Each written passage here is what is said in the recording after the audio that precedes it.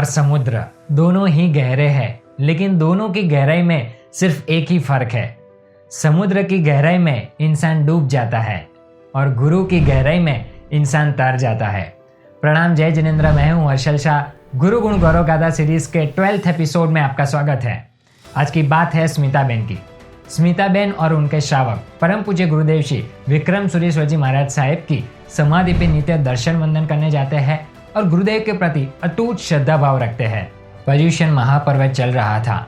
शाम को स्मिताबेन और उनके श्रावक पूज्य गुरुदेव की समाधि पे दर्शन करके अपने बेटे के घर जा रहे थे कि रास्ते में अचानक ऊपर से एक केबल टूटकर आया और स्मिताबेन के श्रावक के गले में आकर के फंस गया।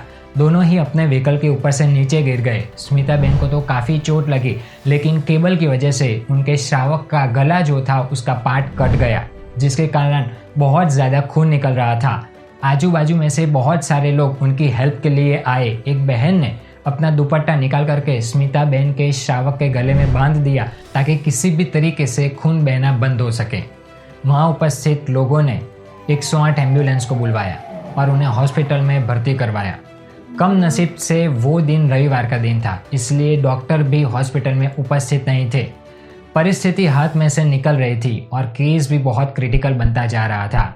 स्मिताबेन के श्रावक का दर्द बहुत ही असहनीय हो चुका था।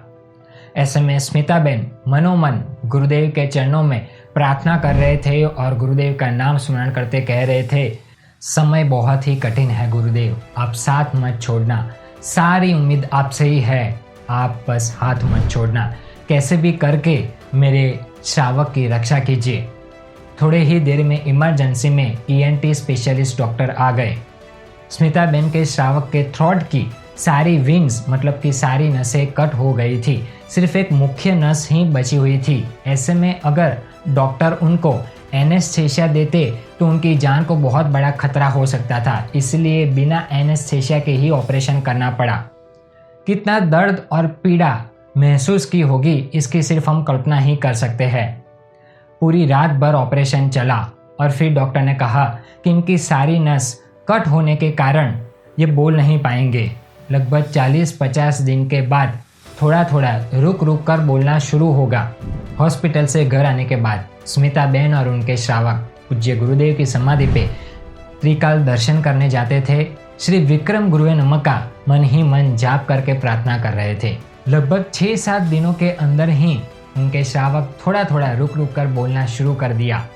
इसीलिए कहते हैं कि अगर खुद पर हो विश्वास और गुरुदेव पर हो आस्था तो जीवन में कितनी भी आए बाधा, लेकिन मिल जाता है सच्चा रास्ता। आज उनके श्रावक पूर्ण रूप से स्वस्थ है और गुरुदेव के आशीर्वाद से, गुरुदेव की कृपा से इतना बड़ा चमत्कार हो गया। तो ऐसे गुरुदेव के चरणों में कोटि कोटि वंदन। नेक्स्ट वीक फिर एक बार गुरुदेव के चमत्कार की बात के साथ उपस्थित होंगे। तब तक के लिए stay connected with us and thank you so much.